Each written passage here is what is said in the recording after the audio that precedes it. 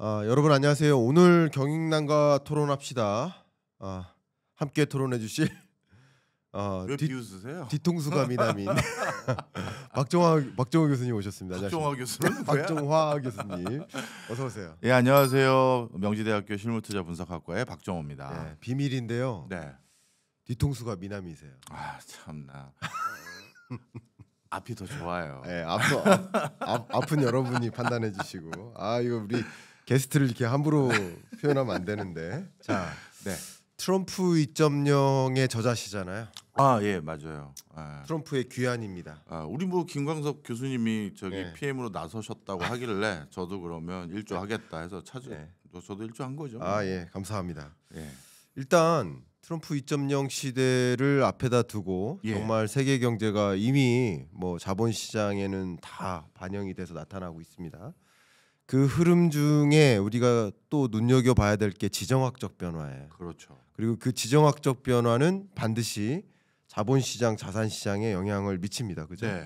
또 워낙 그 지정학적 그리고 전쟁 이런 현상들은 정말 이 투자자들에게 위험을 회피할 것이냐, 위험을 테이크할 것이냐 이것에 결정을 주니까 특히 이제 전쟁이 계속된다 하니까 위험을 회피하기 위해서 안전자산 선호로 금 가격이 치솟다가 반대로 전쟁이 이제 끝날 것 같아 하면서 이렇게 다시 아니다 이제 금 가격도 떨어지는 움직임, 공격적 투자 자산으로 옮겨가는 이런 움직임이 일어나는 모습입니다. 네. 자, 그러면 단도직입적으로 이 질문 드리겠습니다. 네. 트럼프가 내가 당선이 되고 취임을 하면 24시간 이내 전쟁을 멈춰 세우겠다. 네. 가능한 일입니까? 아닙니다. 아닙니다. 네. 아닙니다. 예. 의외의 답변이었습니다. 예. 자, 이거 답변 부탁드리겠습니다. 예.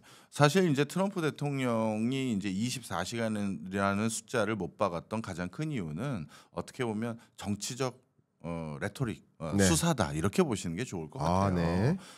지금 현재 미국이 물론 우크라이나를 지원하지 않는다고 하면 우크라이나는 사실상 벌써 전쟁에 패배했어도 하등 이상함이 없어요. 네. 지금까지 이 전쟁을 끌고 올 수 있었던 가장 큰 원동력은 미국의 원조와 미국의 무기 지원. 그러니까 미국이 중심으로 지원을 했기 때문에 나토를 기반으로 한 서구 사회도 지원을 할 수 있었던 것이거든요.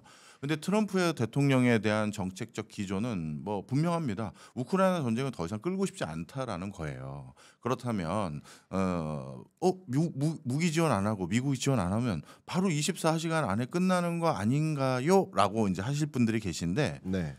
20세기 이후에 전개됐던 모든 전쟁의 마지막 장면은 늘 테이블이에요.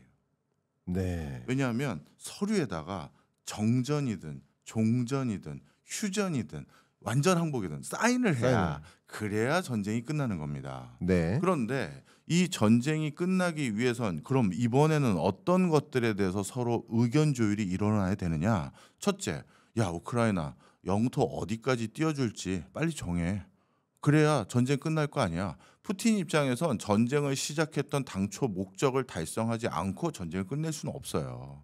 지금 트럼프라고 하는 전쟁을 원하지 않는 인물이 등장했었을 때만큼 호기가 없거든요. 그렇다면 많은 출혈을 이미 감내한 푸틴 입장에선 봐라 결국 우리가 러시아가 또 이번에 전쟁에 이겼다 이 소리를 완벽하게 해야 되는데 그렇게 하기 위해서는 당연히 우크라이나에게 어디까지 양보를 할지 정하도록 해야 됩니다. 근데 젤렌스키의 지금 입장은 지금 뺏긴 영토뿐만 아니라 예전 쿠릴반도에 대해서도 다시 점유권을 주장하고 있는 상황이에요.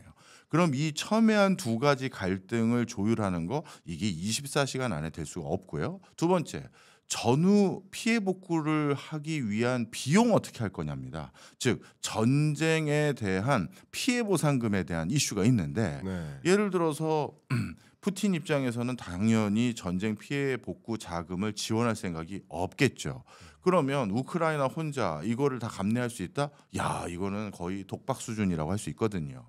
그럴 때 예전의 경우를 보면요, 영토를 대거 상대 국가에게 양보하게 한 다음에 미국이 해줄 수 있는 그나마 반대급부는 어마어마한 원조 자금을 지원해 주는 거예요. 경제적으로 복구할 수 있게 해주고 산업적으로 지원하고 계속해서 수급처가 돼줘서 너희 경제는 빨리 반등할 수 있도록 내가 도와주겠다. 이게 예전에 미국의 방식이었는데 지금 트럼프 아시잖아요. 아메리카 우선주의, 미국만 생각하겠다. 야, 네가 전쟁한 걸 내가 왜 지원해줘야 되는데 이 소리까지 분명 나올 거예요.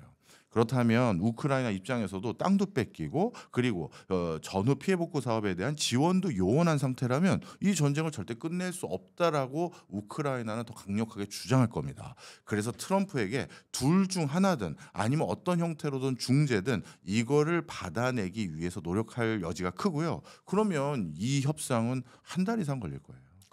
그러면 저 갑자기 노래가 생각납니다. 어떤 노래입니까?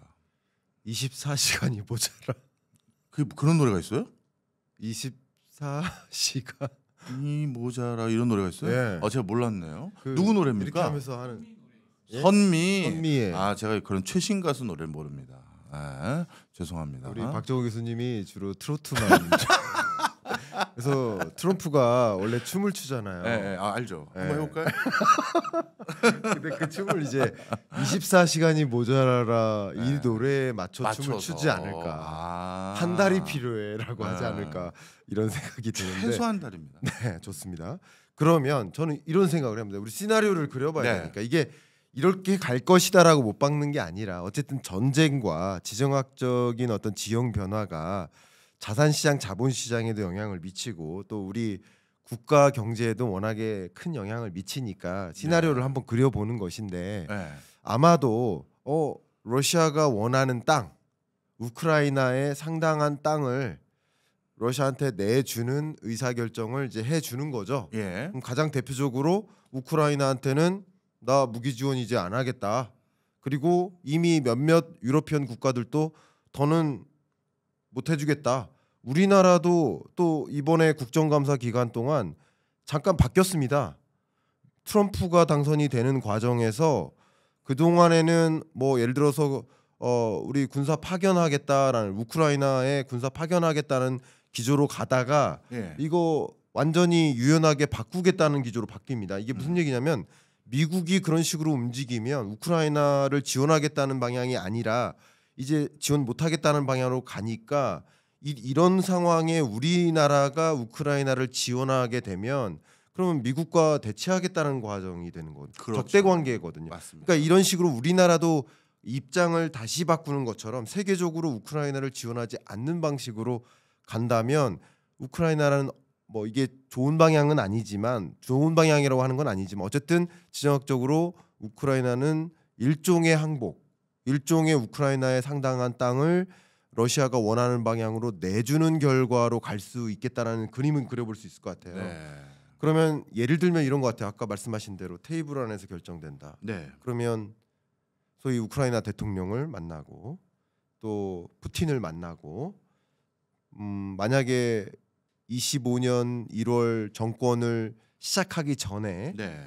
트럼프가 푸틴이나 또 우크라이나 대통령을 만나는 과정 그런 모습들이 예를 들어서 이렇게 화면에 담긴다, 뉴스에 담긴다. 그러면 곧 전쟁이 정식될 수도 있겠구나. 오히려 25년 1월 정권 트럼프 2기가 시작되기 전에 실제 전쟁이 종식될 수도 있겠구나. 그러니까 24시간이라는 이 말이 정권이 시작되면 바로 하루 사이에 종식시키겠다라는 말인데 오히려 정권 시작되기 전에도 종식시킬 수도 있다는 말이니까요. 네. 예, 가능한 시나리오일 수도 있겠네요. 그런데 그게 그렇게 예. 쉽진 않을 거예요. 그런데 쉽진 않다. 예. 왜냐하면 네. 전시에는 군 최고 통수권자는 전면에 나서는 법이 없습니다. 트럼프 같은 경우는 물론 협상의 달인이고 네. 본인이 나름대로 우리가 예기치 못하는 큰 틀의 딜을 뭐 제시할 수도 있겠죠. 네. 그게 국제사회에 많은 분란을 일으킬지 모르겠습니다만 그런데 지금은 전시 상태이기 때문에 젤렌스키를 포함해서 푸틴도 트럼프도 어떻게 보면 본국 바깥을 벗어나서 제3세계 진영에서 뭔가 만난다 하는 것도 사실 굉장히 위험천만한 일이에요.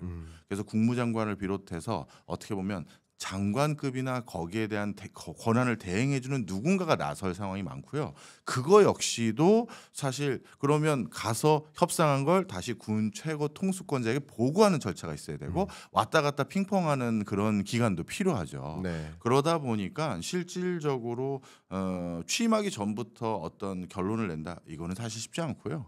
그리고 취임하기 전에는 사실은 권한이 없습니다. 어떻게 보면 기존에 있었던 업무를 승계받기 위한 권한만 있을 뿐인 것이지 본인이 직접적으로 지금 전개되고 있는 지금 현직 대통령의 임기가 정확히 밤 12시를 넘어야 끝나는 건데 임기 마지막 날. 네. 그 전까지 뭐 본인이 어떤 외교권을 행사한다든가 군사적인 어떤 발동권을 행사한다? 그건 월권이 돼버려요. 물론 트럼프 스타일이 월권도 자주 하지만 좋습니다. 그렇게까지 하지는 않을 것으로 보여지고요. 그럼 취임한 뒤부터 그 바로 뭔가 자기가 지향했던 바를 달성하기 위해서 사전 준비를 미리 물밑에서 할 수 그건 당연히 있을 수 있는데 지금 트럼프 내각을 구성하는 여러 면면을 봤었을 때요. 경제 쪽, 그다음에 이민 정책, 그다음에 감세 정책 쪽에서는 입각할 사람들에 대해서 대부분의 포지션이 딱 나와 있어요. 네. 그런데 트럼프는 지난번 1기 때 어떤 이미지를 확실히 줬냐면 트럼프의 최측근들이 1기 트럼프가 임기가 끝나고 나서 끝날 때쯤부터 벌써 다 등을 돌렸죠. 트럼프가 잘못했던 여러 만행이라는 표현에 적합할 정도의 상황들을 자신들의 자서전이라든가 평전 이런 것들에 막 가감없이 써버리고 그래서 지금 트럼프가 현재 직면하고 있는 상황이 그 누구도 최측근을 믿기 어려운 상황이 됐어요. 자기 최측근이 다 자기에게 등을 돌렸거든요. 그래서 2기 때는 더 가족에 의존하거나 자기가 원래 잘 알고 있던 자신의 영역 경제나 산업이나 이쪽 섹터는 사람을 찾아왔어요. 그런데 국방이라든지 외교라든지 안보 이런 쪽은 트럼프가 원래 그쪽 분야 전문가도 아니고 이제 어떻게 보면 용병을 갖다 써야 되는데 그 용병으로 쉽게 자기가 들어가겠다고 하는 사람들을 이제 막 찾아 나서야 되는 상황이에요. 그러니까 업무 당사자도 뽑지 못한 상태에서 임기 전에 이걸 확정짓기는 어렵다. 좋습니다. 자, 그러면 25년 1월 시나리오를 그려보는 겁니다. 그럼 전쟁이 종식이 1월이나 아니면 1월은 아니더라도 2월 정도에 전쟁이 종식이 만약에 된다. 그러면 전쟁이 종식 전 혹은 전쟁이 종식이 될 것 같다라는 그런 어떤 몇몇 시그널들이 나오겠죠. 그렇게 되면 뭐 자본 자산 시장에 뭐 급격한 어떤 변화들이 분명히 있을 겁니다. 특히 뭐 주식 시장에도 그런 변화들이 있을 것이고 코인 시장에도 금과 같은 안전자산에도 뭐 당연히 원자재 시장에도 변화가 분명히 있을 겁니다. 그런 것들을 주로 많이 연구하는 또 그런 것들을 집중적으로 좀 공부하는 그러니까 실물 경제의 그런 흐름과 지금 말씀하신 지정학적인 또 정책 기조의 변화와 그런 자산 시장, 자본 시장의 움직임 이런 여러 변수들이 톱니바퀴처럼 같이 맞물려서 돌아가는 그런 구조를 같이 공부하는 그런 학과에 계신 거잖아요. 네, 맞습니다. 좀 소개 좀 해주세요. 아니 저희 학과 교수님이시기도 하잖아요. 뭐 남의 학교처럼 얘기를 하시고. 예, 맞습니다. 네. 저희 요즘은 전 세계적으로 모든 국가들이 1순위로 고민하는 게 실물 자산을 어떻게 획득하느냐예요. 이제 본격적으로 새로 밸류체인이 트럼프 2기 때 구축돼야 되는 상황인데 네. 특히 트럼프 2기는 더 강경하거든요. 중국산 원자재마저도 쓰지 마 이런 거예요. 근데 유럽의 핵심 광물 자원으로 분류된 게 30종, 일본이 35종, 그리고 미국이 50종 정도 되는데 이것들의 한 70% 가까이가 전 세계 최대 생산국이 중국입니다.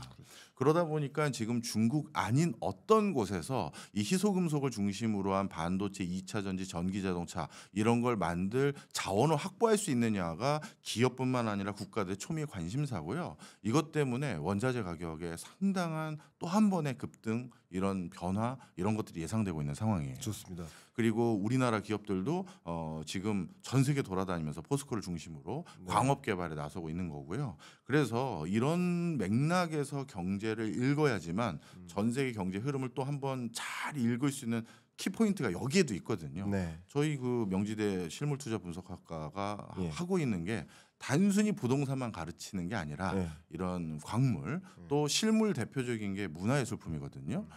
관세나 이런 걸로 국제적인 보호무역 기조를 한층 올려도요. 절대 관세를 부과할 수 없는 게 있어요. 관세라는 건 원래 부과 대상이 유형의 것들에 대해서 부과하는 겁니다.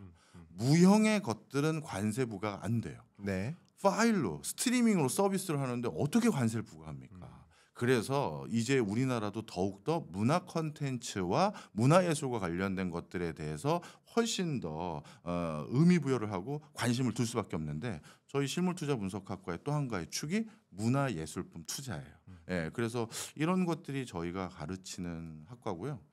마침 또 대학원 모집 중에 있으니까 네. 관심 부탁드립니다. 그 모집 정보 좀 여쭤볼게요. 사실 네. 저희 물론 이 소위 미국 대선 이후에 이 지정학적 변화도 궁금하고 그것에 따라서 이제 자산 시장에 미치는 영향도 잠깐 말씀을 드리겠지만 이 명지대에서 또 이 학기 새로운 그 뭐죠?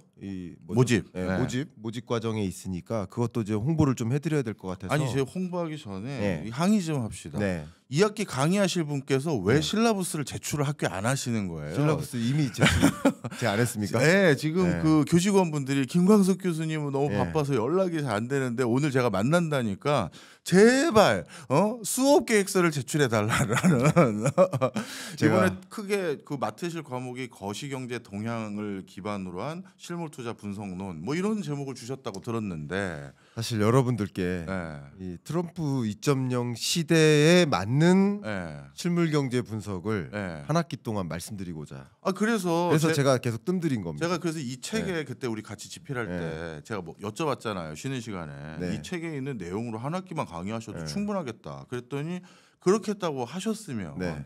적어도 목차라도 긁어서 학교에 내야 될 거 아니야. 네, 잘못했습니다.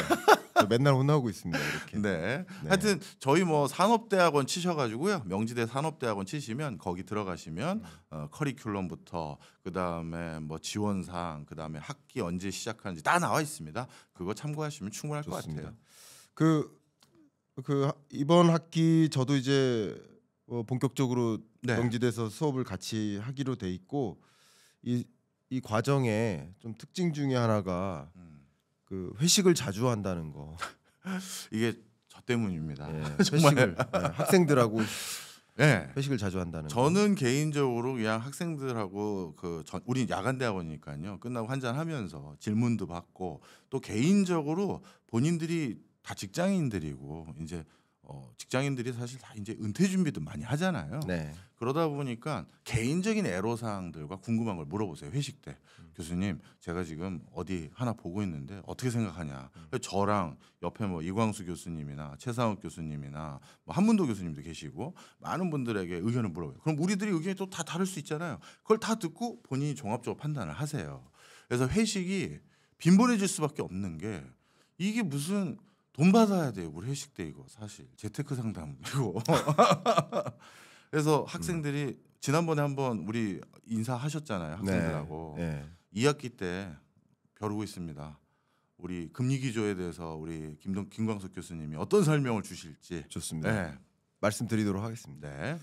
자, 어쨌든 여러분 그 명지대 대학원 입학에 관심 있으신 분들, 대학원 입학에 관심이 있었던 분들 중에 특히 박종호 교수님이나 또 한문도 교수님, 이광수 대표님, 또 최상욱 교수님, 뭐 재수업 뭐 이렇게 이런 실물 자산 투자에 집중해서 좀 공부를 집중적으로 해보고 싶으시다 하시는 분들이 관심 있으시다면 고정 댓글로 그 링크를 안내를 해드릴 테니까 한번 확인해 봐 주시길 바라고 네. 이어서 추가적으로 좀 질문을 네. 드려보도록 하겠습니다.